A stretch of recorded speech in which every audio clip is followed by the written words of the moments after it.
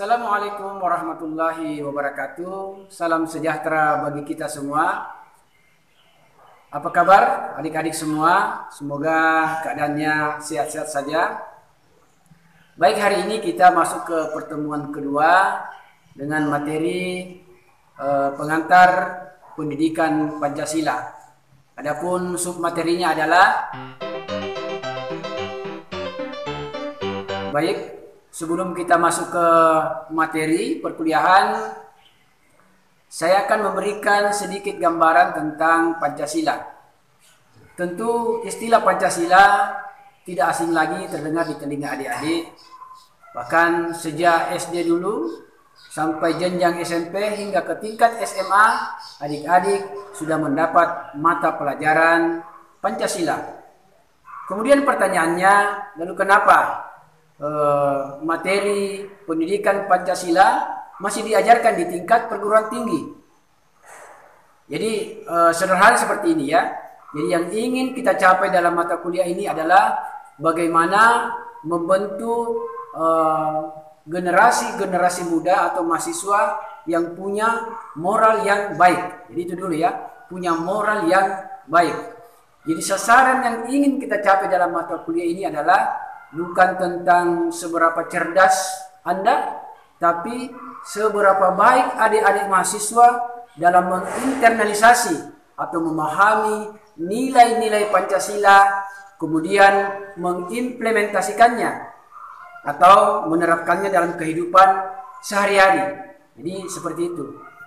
Jadi kalau sasarannya hanya sebatas pengembangan pengetahuan saja tanpa diikuti dengan moral yang baik, maka yang terjadi adalah banyak orang-orang di negeri ini yang punya kecerdasan secara intelektual tapi terpuruk secara moral.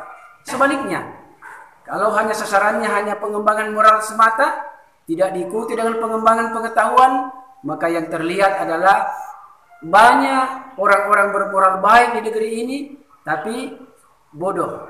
Jadi harus ada sinergi antara kecerdasan secara intelektual dan moral yang baik.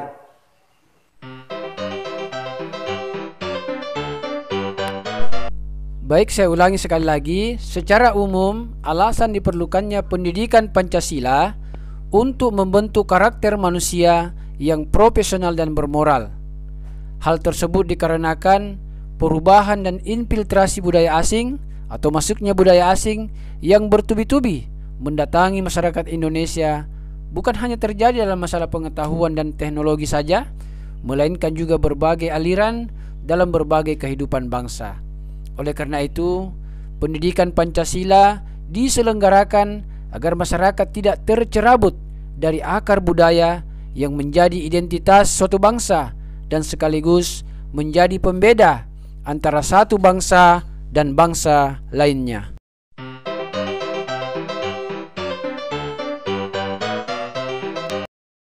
Adik-adik mahasiswa, kita masuk ke materi. Sebagaimana saya sudah sampaikan sebelumnya, kita akan masuk ke pengantar pendidikan Pancasila. Adapun sub pokok bahasannya adalah apa pengertian daripada Pancasila, kemudian apa tujuan pendidikan Pancasila, kemudian apa landasan pendidikan Pancasila, dan terakhir adalah hakikat pendidikan Pancasila. Oke, yang pertama adalah pengertian Pancasila sebagaimana yang bisa adik-adik saksikan di layar. Ya, baik. Selanjutnya adalah tujuan daripada pendidikan Pancasila.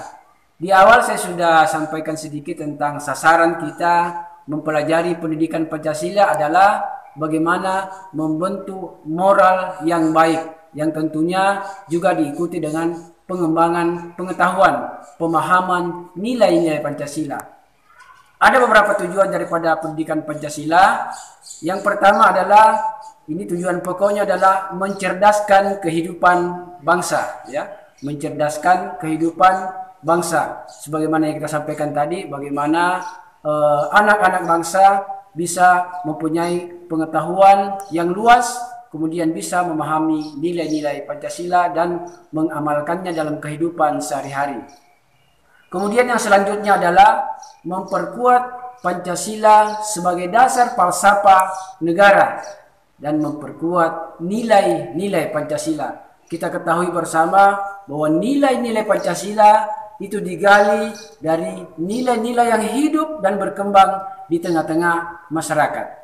Kemudian selanjutnya adalah menerapkan nilai-nilai Pancasila dalam kehidupan bermasyarakat, berbangsa, dan bernegara. Dan ini yang penting, ini yang harus digarisbawahi, bahwa tidak cukup hanya sebatas memahami saja, tapi harus ada penerapan, pengamalan nilai-nilai Pancasila tersebut.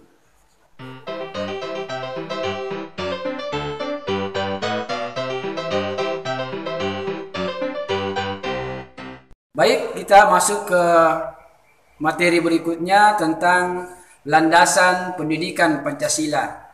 Ya, jadi ada 4 landasan pendidikan Pancasila.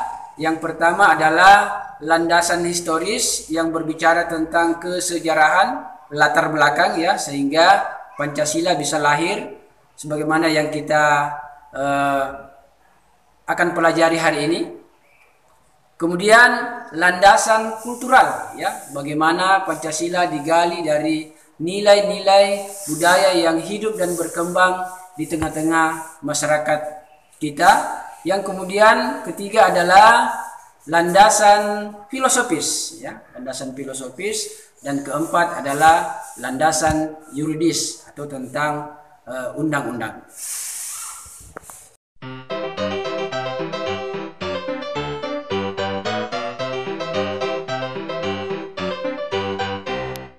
Baik, dan yang terakhir adalah hakikat pendidikan Pancasila. Bisa kita lihat pada layar. Baik, saya akan jelaskan satu persatu. Hakikat pendidikan Pancasila. Jadi yang pertama adalah ini upaya sadar dan terencana untuk mencerdaskan kehidupan bangsa bagi warga negara dengan menumbuhkan jati diri, ya, jati diri bangsa atau kemandirian bangsa demi kelangsungan kehidupan dan kejayaan bangsa dan negara. Kemudian selanjutnya adalah Pancasila sebagai dasar negara. Maknanya apa? Maknanya adalah Pancasila sebagai dasar negara menjadi pedoman, menjadi acuan, menjadi dasar dalam mengatur kehidupan penyelenggaraan ketatanegaraan negara dalam berbagai bidang, ya. Jadi kedudukan Pancasila sebagai dasar negara mengandung makna sebagai ideologi nasional, cita-cita dan tujuan negara. Kemudian selanjutnya adalah Pancasila sebagai pandangan hidup, mengandung makna bahwa semua aktivitas atau kegiatan kehidupan bangsa Indonesia sehari-hari harus selalu sesuai dengan nilai-nilai yang terkandung di dalam Pancasila. Kemudian selanjutnya Pancasila sebagai kepribadian bangsa Indonesia, maknanya adalah sebagai perwujudan dari nilai-nilai budaya bangsa Indonesia atau dari kepribadian bangsa Indonesia, yakni karakteristik, ya. Jadi kepribadian adalah karakteristik yang dimiliki oleh bangsa Indonesia. Selanjutnya Pancasila sebagai perjanjian luhur bangsa Indonesia. Berarti bahwa Pancasila adalah konsensus atau hasil kesepakatan para tokoh atau para pendiri bangsa Pancasila adalah keputusan final atau yang akhir bagi bangsa Indonesia.